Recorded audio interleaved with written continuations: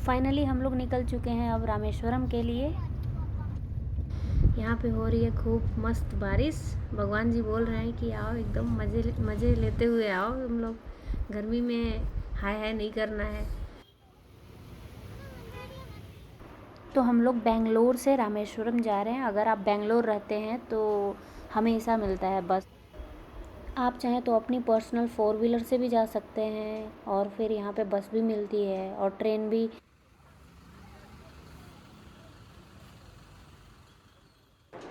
और अब मैं बैठ चुकी हूँ बस पे, अपने सीट पे बैठ चुकी हूँ। अब हम लोग निकलेंगे रामेश्वरम की तरफ।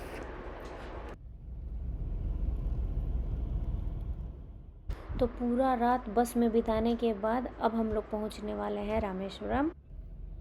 रात में हम लोग 10:30 बजे के करीब बस पे बैठे थे और अभी हो रहा है 7:30। तो अगर आप बस से आ रहे हैं तो नॉर्मल है कि 10 से 12 घंटे लगेंगे ही लगेंगे, क्योंकि बेंगलोर से रामेश्वरम की दूरी 620 किलोमीटर है। कितना अच्छा व्यू है, देखिए कितना अच्छा व्यू है, लग रहा है देखते ही रहें बस। तो फाइनली हम लोग आ चुके हैं होटल में। ये हमारे होटल का नाम है हरे रामा हरे कृष्णा। अब हम लोग करेंगे चेक इन। इस होटल को हमने मेक माई ट्रिप से बुक किया है। तो चलिए दिखाते हैं आपको जल्दी जल्दी होटल। इस होटल में हम लोग सिर्फ 1 नाइट ही स्टे करने वाले हैं। और इस होटल की सबसे अच्छी बात ये है कि ये टेम्पल के बहुत पास में है। तो हम लोग मणि दर्शन होता है ना, जो कि बहुत पहले ही सुबह सुबह ही होता है, तो उस टाइम पे ऑटो वगैरह नहीं मिलती, आपको बुक करना पड़ेगा ऑटो। तो अगर आप कभी आते हैं रामेश्वरम घूमने के लिए तो मंदिर के एकदम पास में ही लीजिए होटल, ज़्यादा बेस्ट रहेगा। और ये देखिए रूम बहुत ही अच्छा है, बजट फ्रेंडली रूम है। मैंने इसे मेक माई ट्रिप से बुक किया है, जो कि मुझे 2000 रुपीज़ का पड़ा है। और हम लोग जा रहे हैं ऑटो से धनुषकोडी। तो ये ऑटो हमने बुक किया है। तो भैया 1500 रुपये मांग रहे थे, लेकिन यहाँ पे ऑटो वाले भैया 1200 रुपये में मान चुके हैं। वाह, ये क्या व्यू है! ऐसे लग रहा है गाइस जैसे कि कोई मूवी का सीन चल रहा हो, दोनों साइड समुद्र, बीच में रास्ता।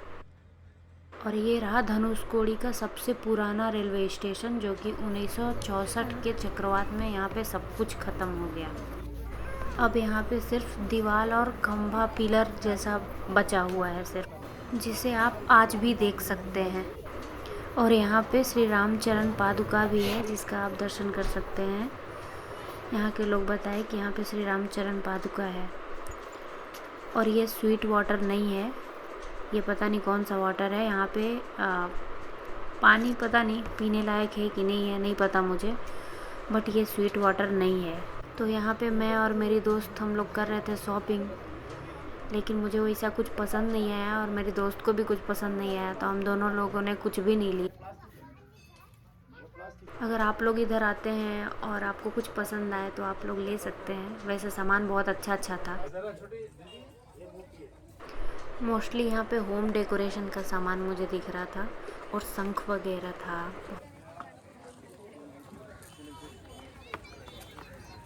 यहाँ पे ये डिस्कशन हो रहा है कि वो जो कुएं में पानी है वो स्वीट वाटर है या नहीं है, और है भी तो वो कहाँ से आ रहा है, कैसे है, उसको पी सकते हैं या नहीं पी सकते हैं। ये ऑटो वाले भैया हैं, यहाँ के लोकल हैं, इनको भी नहीं पता है कि ये वाटर कहाँ से आया है।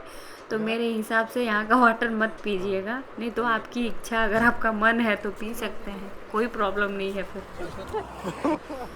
क्योंकि हम लोगों ने स्वीट वाटर समझ के उसको पी लिया, तो आप लोग वो गलती मत करिएगा।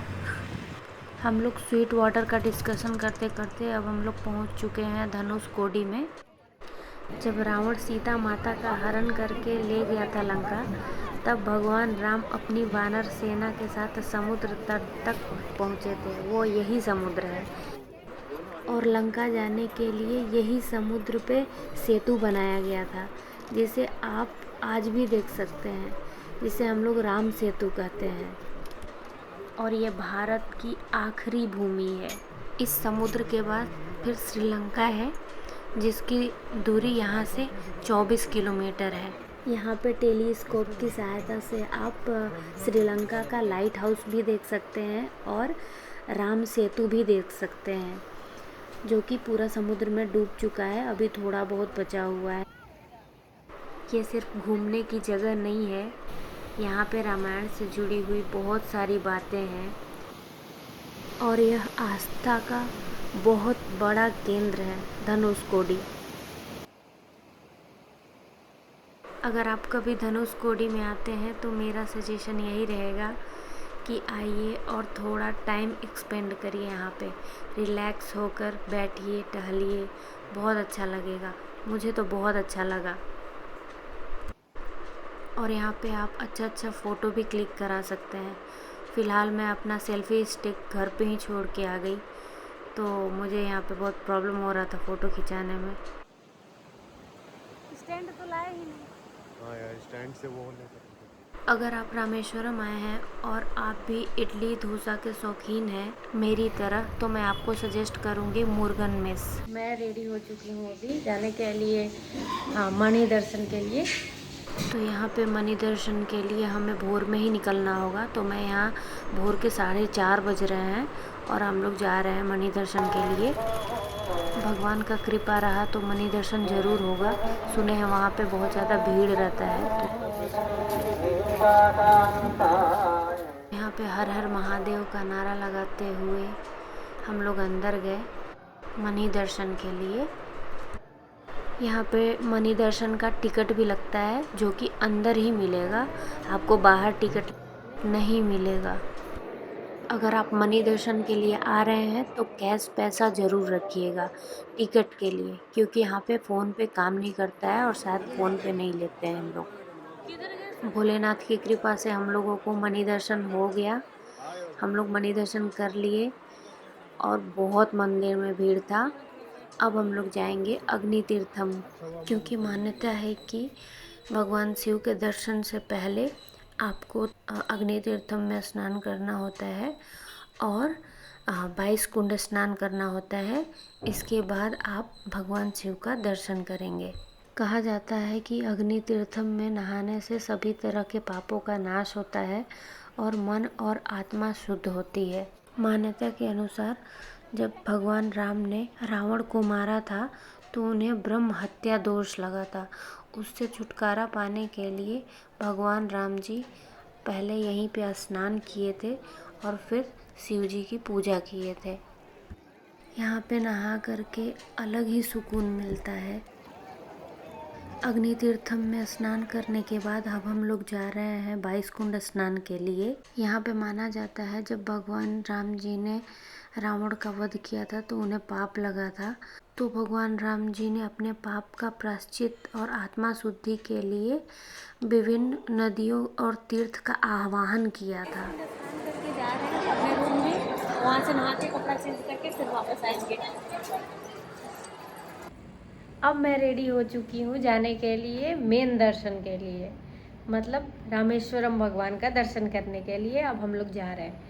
तो पहले हमने 22 कुंड स्नान किया, फिर इसके बाद हमारा होटल पास में ही था तो हम अपने होटल में आए और फिर इसके बाद यहाँ पे आके कपड़ा चेंज किए और फिर तैयार होके अब जा रहे हैं, क्योंकि वहाँ पे कपड़ा चेंज करने के लिए मुझे कुछ दिखा नहीं वैसा।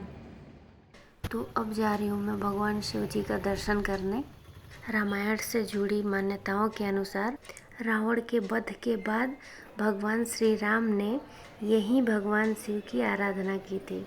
यह स्थान केवल एक मंदिर नहीं है, बल्कि भगवान श्री राम, माता सीता और भगवान शिव जी से जुड़ी दिव्य आस्था का केंद्र है।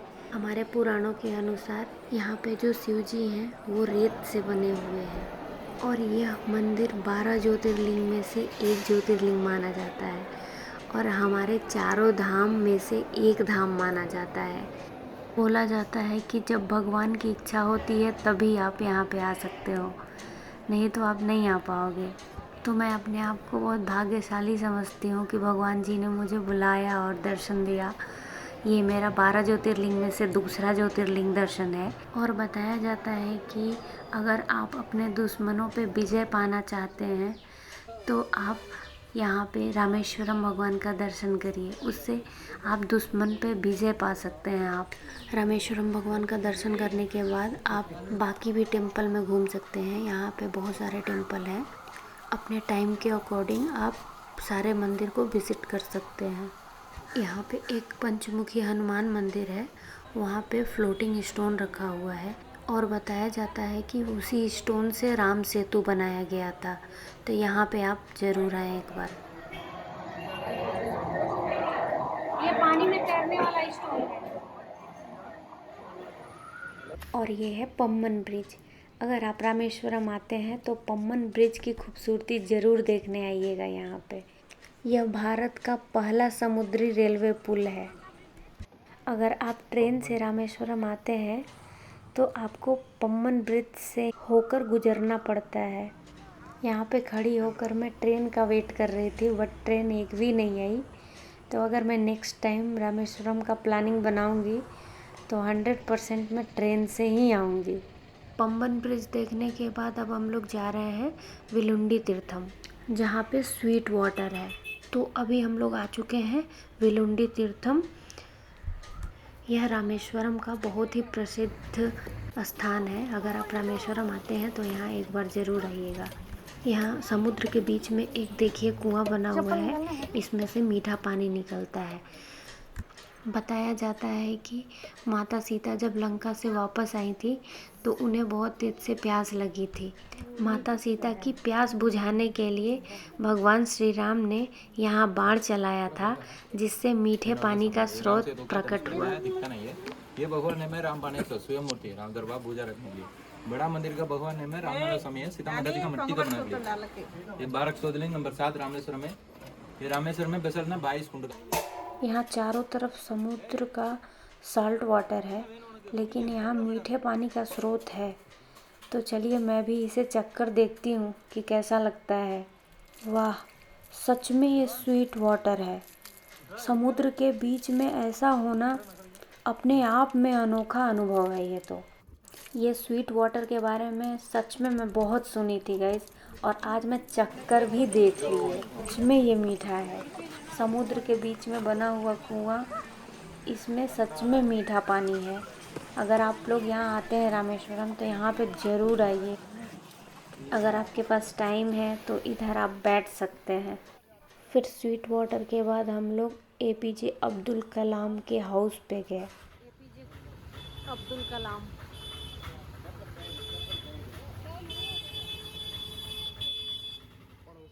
अगर मेरी वीडियो थोड़ी सी भी हेल्पफुल लगी हो तो प्लीज़ मेरे चैनल को सब्सक्राइब कर दीजिएगा और मेरी वीडियो को लाइक करिएगा। और कुछ भी डाउट हो तो प्लीज़ कमेंट करिएगा। मैं पूरा कोशिश करूँगी आपके कमेंट का रिप्लाई करने का। मैं आपको एक चीज़ बताना भूल गई, तो जब आप मेन टेम्पल में जाएंगे रामेश्वरम भगवान का दर्शन करने तो वहाँ पे भी टिकट लगता है, तो वहाँ पे भी कैश पैसा लेकर जाइएगा। मिलते हैं नेक्स्ट ब्लॉग में, तब तक के लिए बाय बाय।